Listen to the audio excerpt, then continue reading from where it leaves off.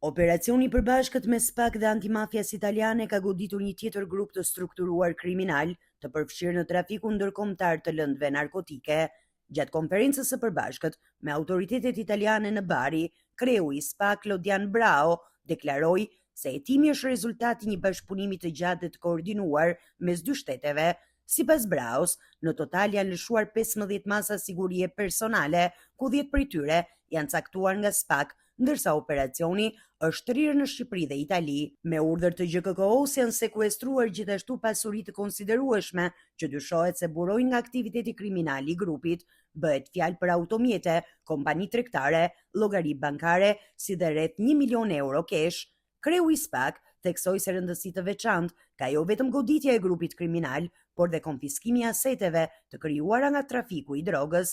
Brau nënvizoi se ky operacion është në vazhdimsi të bashkëpunimeve të mëparshme mes autoriteteve shqiptare dhe italiane, duke përmendur operacionet Shpirti, Kulmi dhe Ura. Sipas tij, nga këto operacione janë dënuar 170 persona, ku 145 prej tyre kanë marrë dënime me mbi 12 vite burg. Ku gjatë hetimeve paraprake janë sekuestruar në total rreth 1 milion euro para në gjendje kesh. Sono stati sequestrati nelle indagini preliminari circa 1 milione di euro in cash, in contante.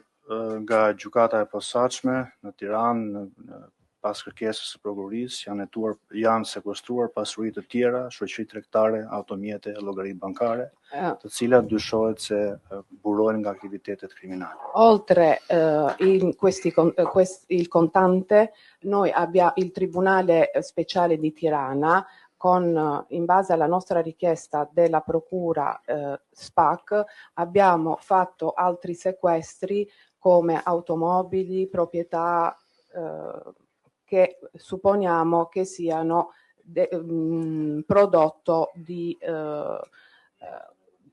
illecito.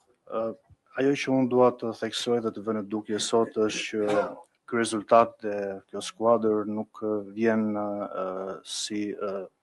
si pasojë një tereni bosh, po është vazhdimi një historiku, vazhdimësie të disa skuadrave të tjera të mëparshme timore. Në fund të konferencës, kreu i SPAK falenderoi prokurorinë e Barit, antimafian italiane, Eurojust dhe policinë e shtetit për bashkëpunimin e ekzekutimin e urdhrave të arrestit, ndërsa theksoi se SPAK mbetet i angazhuar për hetime të tjera të përbashkëta ndërkombëtare në luftën kundër krimit të organizuar.